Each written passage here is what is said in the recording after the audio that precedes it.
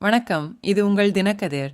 கரூர் கூட்ட நெரிசலுக்கு பிறகு நடைபெற்ற முதல் சிறப்பு பொதுக்குழு கூட்டத்தில் தமிழக வெற்றிக் கழகம் புதன்கிழமை 2026 சட்டமன்ற தேர்தலில் அதன் தலைவர் விஜயை முதல்வர் வேட்பாளராக கொண்டு போட்டியிடுவதாக அறிவித்தது.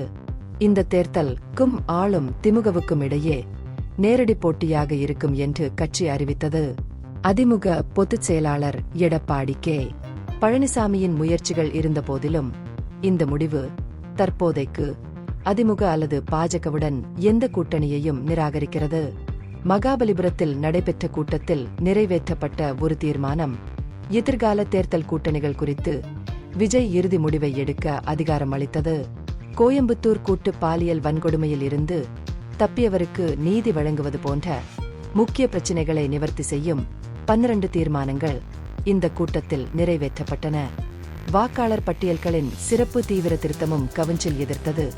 மேலும் விஜய் மற்றும் பொதுமக்களின் பாதுகாப்பை வலியுறுத்தி திவிகையின் பொதுக்கூட்டங்களுக்கு பாரபட்சமற்ற பாதுகாப்பை உறுதி செய்யுமாறு தமிழக அரசை வலியுறுத்தியது. கூட்டத்தில் உரையாற்றிய விஜய் கரூர் சோகம் குறித்து உணர்ச்சிவசப்பட்டு பேசினார். இது விவரிக்க முடியாத வலி மற்றும் வேதனையின் காலம் என்று விவரித்தார். அரசியலில் ஈடுபடுவதற்கு பதிலாக பாதிக்கப்பட்ட மக்களுடன் நிற்க கடினமான நேரத்தில் கட்சி அமைதியாக இருக்க தேர்ந்தெடுத்தது என்று அவர் கூறினார். இருப்பினும் அவர்கள் நிதானத்தை கடைபிடித்த போதும் அரசியல் பொறிகளும் ஆதாரமற்ற குற்றச்சாட்டுகளும் தனக்கும் கட்சிக்கும் எதிராக பரப்பப்பட்டதற்கு அவர் ஏமாற்றத்தை வெளிப்படுத்தினார். முதலமைச்சர் மு.க.ஸ்டாலினை குறிவைத்து சட்டமன்றத்தில் டிவிகே மீது குற்றச்சாட்டுகளை முன்வைத்த அதே நேரத்தில் கரூர் கூட்ட நெரிசலை அரசியலாக்க வேண்டாம் என்று கூறியதற்காக விஜய் அவரை பாசாங்குத்தனமாக குற்றம் சாட்டினார்.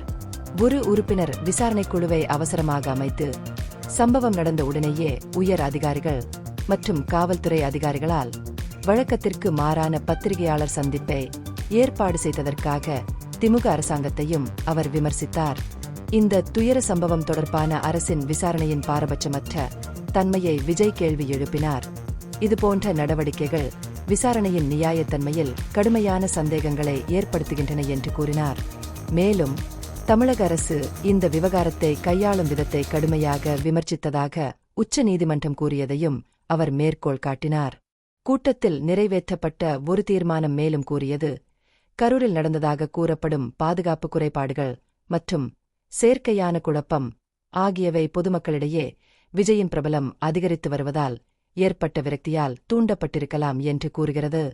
தனது 14 நிமிட உரையில் விஜய் அதிமுக அல்லது பாஜகவின் பெயரை குறிப்பிடுவதை தவிர்த்து தனது விமர்சனத்தை பெரும்பாலும் திமுக அரசாங்கத்தின் மீது செலுத்தினார். திவிகேயின் தொனி 2026 தேர்தலுக்கு முன்னதாக மற்ற முக்கிய அரசியல் கட்சிகளிலிருந்து சுயாதீனமாக முதன்மை எதிர்க்கட்சியாக தன்னை நிலைநிறுத்திக் கொள்ளும் வலுவான நோக்கத்தை குறிக்கிறது. திமுக தனது ஐடி பிரிவு மூலம் தனது மூத்த தலைவர்கள் மீது சமூக ஊடகத் தாக்குதல்களை நடத்துவதாகவும் கட்சி குற்றம் சாட்டியது.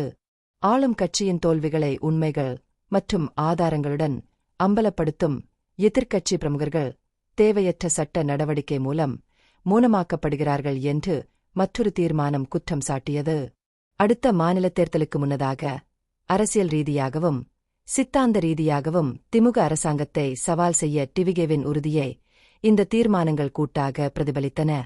இந்த பகுப்பாய்வு நுண்ணறிவுள்ளதாக கண்டால் முக்கியமான அரசியல் முன்னேற்றங்கள் குறித்த கூடுதல் புதுப்பிப்புகளுக்கு லைக் செய்யவும், ஷேர் செய்யவும், சப்ஸ்கிரைப் செய்யவும்.